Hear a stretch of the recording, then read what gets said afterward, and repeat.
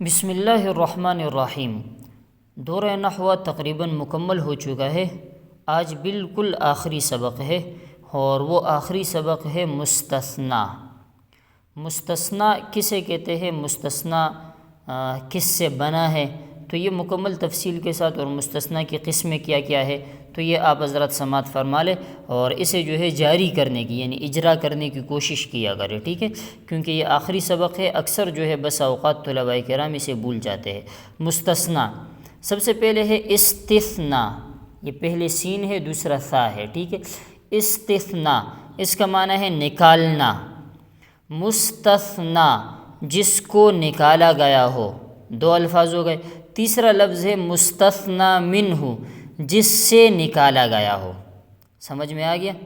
استثناء نکالنا، مستثنیٰ جس کو نکالا گیا ہو، مستثنیٰ منہ جس سے نکالا گیا ہو۔ اب سب سے پہلے آپ مستثنیٰ کی تعریف دیکھ لیں۔ مستثنیٰ وہ لفظ ہے جو الا یا اخوات الا کے بعد مذکور ہو۔ تعریف تو آسان ہو گئی کہ جو الا کے بعد یا الا کے جو اخوات، ابھی آپ پڑھیں گے کہ الا کے اخوات کیا ہے، یعنی مستثنیٰ کے باقی الفاظ کیا ہے، وہ آپ پڑھیں گے تو اس سے آپ کو اندازہ ہو جائے گا کہ اس کے بعد جو آئیں گے وہ کیا ہوگا، مستثنیٰ ہوگا۔ سمجھ میں آ گیا؟ ادوات استثناء یعنی الا کے جو اخوات ہے یا الا وغیرہ ہیں، دیکھ لو، غیر، سوا، سوا، حاشا، خلا، عدا، ما خلا، ما عدا، لیس، لا یکون الا، ٹھیک ہے۔ غیر، سوا، سوا، حاشا، خلا، عدا، ما خلا، ما عدا، لیس، لا یکون الا، یہ ہے ادوات استثناء یعنی استثناء کے جو الفاظ ہیں وہ ہیں۔ یہاں تک ہو گیا۔ اب اگلا بیچ شروع کرتے ہیں۔ مستثنیٰ کی جو ہے قسمیں ہیں، مستثنیٰ متصل اور مستثنیٰ منقطع، یہ آپ نے یاد رکھنا ہے۔ اچھا، اس میں پھر کلام موجب اور کلام غیر موجب بھی مختصراً آپ نے پڑھ لیا ہے، وہ بھی آئے گا۔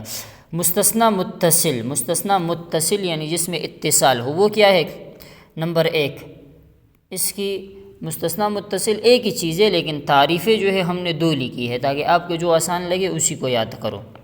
مستثنیٰ متصل کی پہلی تعریف یہ ہے کہ مستثنیٰ متصل وہ ہے جس کو متعدد سے نکالا گیا ہو الا یا اخوات الا کے ذریعے، جس کو متعدد سے نکالا گیا ہو الا یا اخوات الا کے ذریعے۔ مثال کے طور پر کوئی کہے جاءنی القوم الا زیدا، تو اب یہاں پر زید کو قوم سے نکالا ہے نا، تو قوم متعدد ہے تو لہٰذا اس سے زید کو نکالا، تو یہ کون سا ہوا؟ مستثنیٰ متصل۔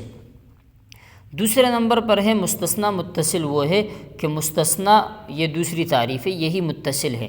مستثنیٰ متصل وہ ہے کہ مستثنیٰ مستثنیٰ منہ کی جنس سے ہو، یعنی جنس ایک ہو، جیسے جاءنی القوم الا زیدا، اب قوم اور زید کی جنس ایک ہی ہے نا، دونوں انسان ہیں بھائی، سمجھ میں آ گیا؟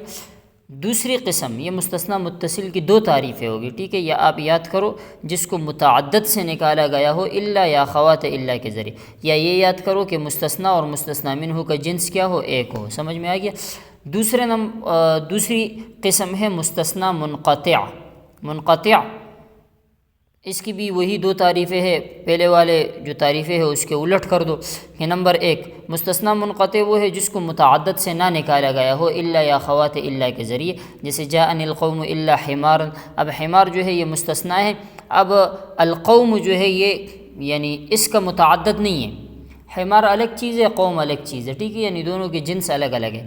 دوسری تعریف آپ یاد کر دو، یا مستثنیٰ منقطع وہ ہے کہ مستثنیٰ مستثنیٰ منہ کے جنس سے نہ ہو، جیسے جاءنی القوم الا حمارا۔ سمجھ میں آ گیا؟ یہاں تک دو قسمیں سمجھ میں آ گئی، مستثنیٰ متصل اور مستثنیٰ منقطع۔ اب آپ یاد کرو کلام موجب اور کلام غیر موجب۔ کلام موجب وہ ہے جس میں نفی نہیں، استفہام نہ ہو، یعنی یہ اس کو دوسرے الفاظ میں کہتے ہیں کلام اثبات، مثبت کلام، کلام مثبت، جس میں نفی بھی نہ ہو، نہیں بھی نہ ہو اور استفہام بھی نہ ہو۔ کلام غیر موجب یعنی جو مثبت نہ ہو، مثبت نہ ہو تو اس میں نفی نہیں، استفہام ہوگا۔ کلام غیر موجب وہ ہے جس میں نفی نہیں، استفہام ہو۔ یہاں تک آپ حضرات کو یہ یاد ہو گیا؟ اب جو ہے یہی تقسیم چلے گی، ٹھیک ہے، یہی جو آپ نے پڑھا مستثنا تو آپ نے پڑھا نا کہ جو الا یا خوات الا کے بعد ہو، جو اس سے پہلے ہو تو وہ مستثنا منہ ہے، ٹھیک ہے۔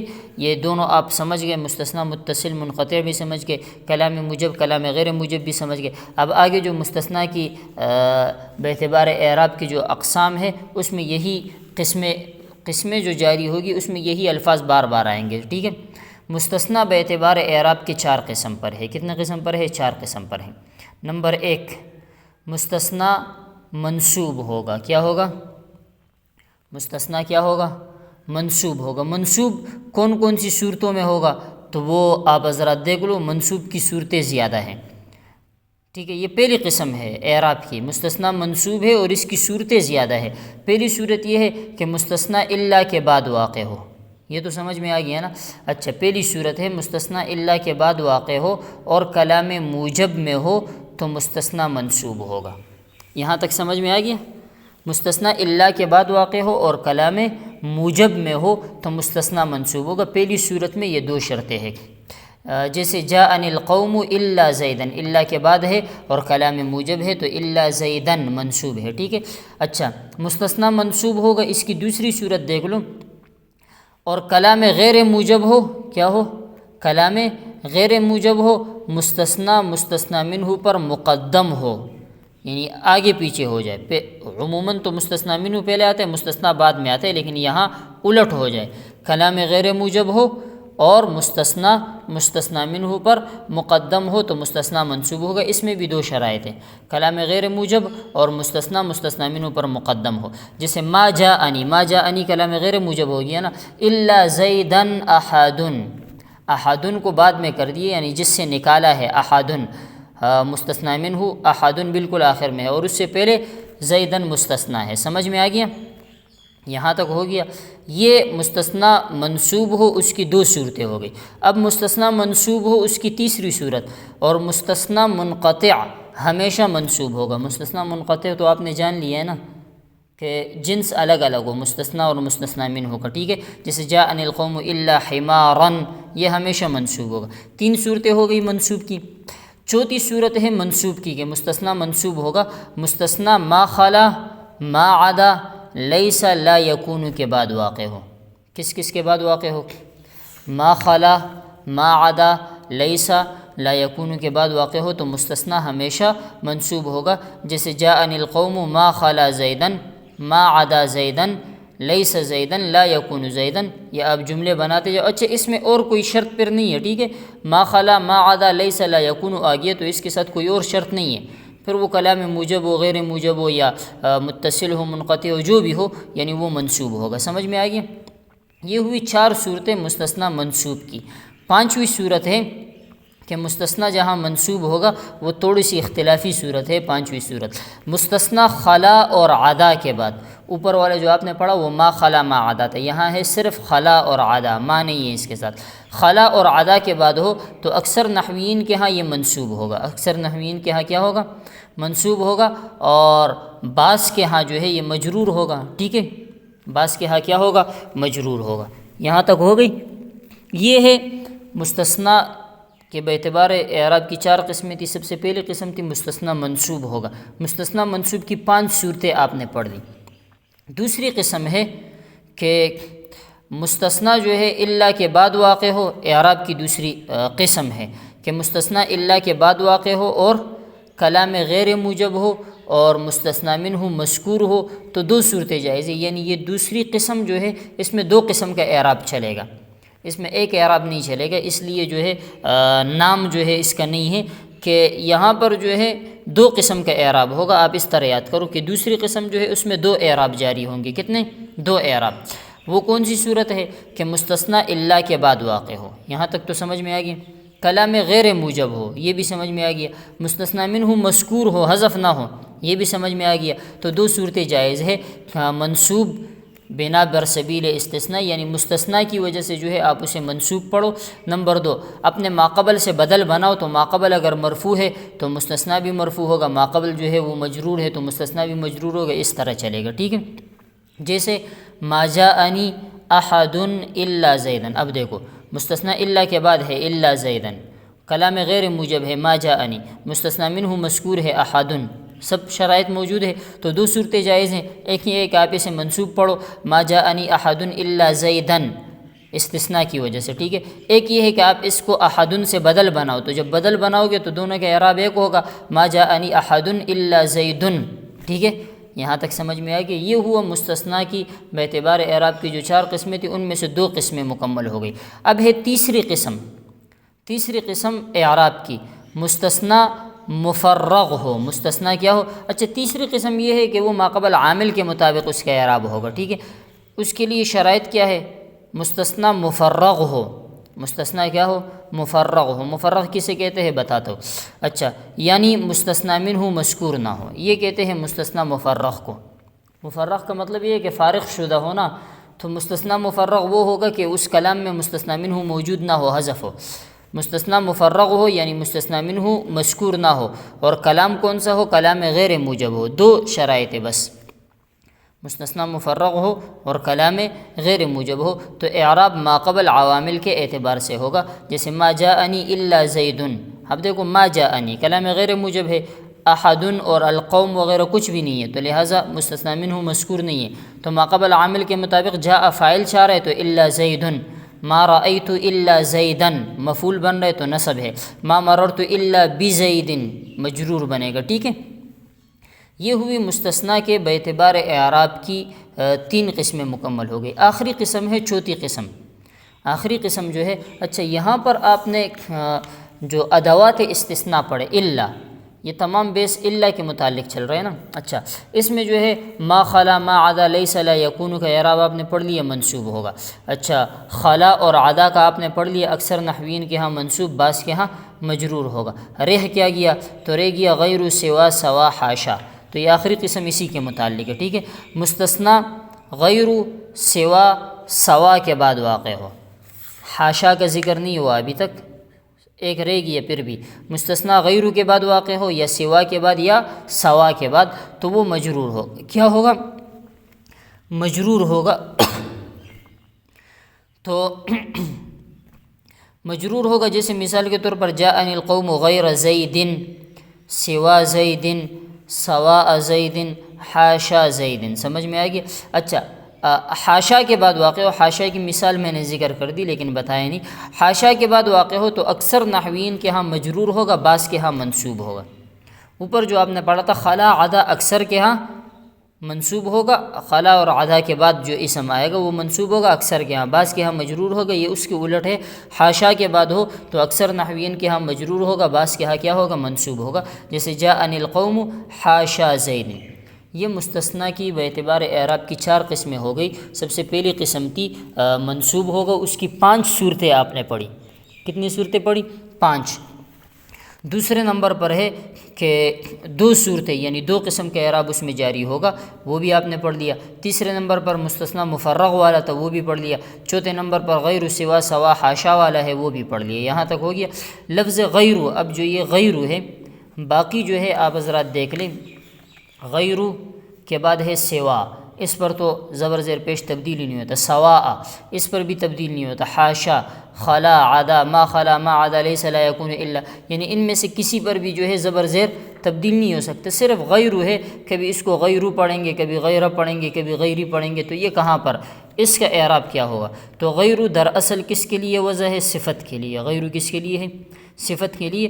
کبھی کبھار جو ہے یہ استثناء کے لیے استعمال ہوتا ہے، اور الا اصل میں استثناء کے لیے وضع ہے، کبھی کبھار صفت کے لیے استعمال ہوتا ہے. جیسے لو کان فیہما آلہۃ الا اللہ لفسدتا. اب الا اللہ یہاں پر جو الا ہے یہ غیر کے معنی میں ہے، یعنی صفت کے لیے ہے. سمجھ میں آ گیا؟ اسی طرح جو ہے لا الہ الا اللہ جو کلمہ طیبہ ہے، اس میں بھی لا الہ غیر اللہ کے معنی میں ہے. سمجھ میں آ گیا؟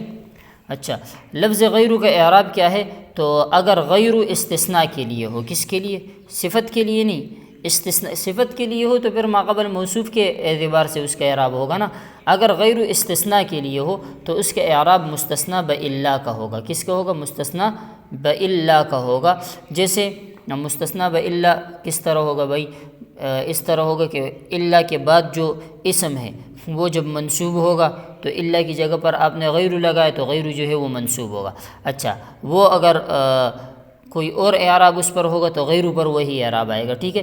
جیسے جاءنی القوم غیر زید، یہ پہلی قسم ہو گئی کہ مستثنیٰ وہاں پر آپ نے پڑھا تھا کہ مستثنیٰ الا کے بعد واقع ہو اور کلام موجب ہو تو مستثنیٰ منصوب ہوگا، یہاں پر غیر منصوب ہے، ٹھیک ہے.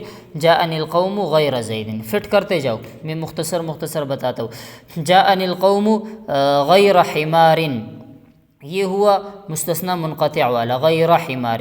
اچھا، ما جاءنی غیر زید القوم، یہ ہوا کلام غیر موجب ہو اور مستثنیٰ منہ پر مقدم ہو، وہ بھی وہاں پر دیکھ لو، ٹھیک ہے. ما جاءنی غیر زید القوم، ٹھیک ہے. اچھا، اس کے بعد ہے ما جاءنی احد غیر زید، ما جاءنی احد غیر زید وغیر زید، یہ دوسری والی قسم ہے کہ جہاں پر منصوب بھی پڑھ سکتے بنا بر سبیل استثناء اور ماقبل سے بدل بھی بنا سکتے ہیں، ٹھیک ہے. اچھا، ما جاءنی غیر زید، یہ مستثنیٰ مفرغ والا ہے. ما رأیت غیر زید، یہ بھی مستثنیٰ مفرغ ہے. ما مررت بغیر زید، یہ بھی مستثنیٰ مفرغ ہے. ہو گیا یہ، اب میں نے مختصر بتا دی، آپ جو ہے تفصیل سے پھر دیکھ لو. قاعدہ، یہ آخری قاعدہ ہے، اس کے بعد ختم کرتے ہیں کہ اگر حروف استثناء کے بعد اسم ہو، حروف استثناء یعنی الا وغیرہ کے بعد کیا ہو، اسم ہو، تو تب یہ صورتیں ہیں، یعنی تب کیا ہوگا، یہ صورتیں ہوگا، ترکیب میں مستثنیٰ منہ مستثنیٰ بنے گا، ٹھیک ہے. لیکن اگر حروف استثناء کے بعد فعل آ جائے، یعنی الا کے بعد فعل ہو، ٹھیک ہے، الا کے بعد کیا ہو، فعل ہو، تو پھر وہ ماقبل کے لیے حال بنے گا، وہ فعل ماقبل کے لیے کیا بنے گا، حال. وہاں پر مستثنیٰ منہ اور مستثنیٰ کا اعراب اور اس کی جو ہے وہ ترکیبیں نہیں چلے گی، بلکہ وہ ماقبل کے لیے حال بنے گا. اللہ تبارک و تعالیٰ کے فضل و کرم سے یہ مکمل دور نحو جو ہے یہ ختم ہو چکا ہے. اور اس میں جو ہے آخر میں ایک انتہائی اہم چیز آپ کو بتلا دوں، اس میں ہم نے ترکیبیں بھی کر لی ہے، تو وہ آپ حضرات جو ہے یعنی ایک دو ترکیبیں ہم نے کر لی ہے، تو آپ حضرات پھر اس کو باقی ترکیبوں پر فٹ کرتے جاؤ. اہم بات یہ ہے کہ یہ تقریباً ہمارا جو سبق ہے یہ تقریباً 37واں سبق ہے ہمارے حساب سے، اور ہر سبق جو ہے کوئی سبق 7-8 منٹ کا ہے، کوئی 10 منٹ کا ہے، اور اسی طرح جو ہے یہ کچھ جو ہے 20 منٹ کے ہے، کچھ 21-22 منٹ کے ہے، یعنی 20-25 منٹ سے جو عام سال کے دورانیے میں جو گھنٹے پڑھائے جاتے ہیں وہ زیادہ سے زیادہ وہ 40-45 منٹ کا گھنٹہ ہوتا ہے نا، تو یعنی اس کے آدھے پہ ہم نے جو ہے اسباق پڑھائے ہیں، اور ہمارے اسباق ختم ہو گئے 37-38 دن میں یا 36-37 دن میں. تو پورے سال پڑھانے والے یا پورے سال پڑھنے والے اگر شوق سے پڑھے اور اچھے طریقے سے پڑھے، شوق سے پڑھے اور اجرا وقت پر کیا کرے، تو انشاءاللہ پورے سال میں جو ہے وہ یہ نحو 5 سے 6 دفعہ دہرا سکتے ہیں، ختم کر سکتے ہیں. اتنا مشکل نہیں ہے، پورے سال میں ہم اس کو ختم نہیں کر سکتے، اور ایک چھوٹے سے 30 سے 35 دن کے دورے میں جو ہے ہم اس کو ختم کر دیتے ہیں. ایسے کیوں ہے؟ اس کی وجہ یہ ہے کہ پورے سال ہمارا شوق نہیں ہوتا، نہ پڑھنے والے کا نہ پڑھانے والے کا، اور دورے میں جو ہے پھر ہم مجبور ہوتے ہیں، تو پھر جو ہے وہ تھوڑا سا شوق ابھر آتا ہے، تو یہاں تمام چیزیں جو ہے پڑھ لیتے. تو لہٰذا ان چیزوں کا خیال کیا کرے، ٹھیک ہے.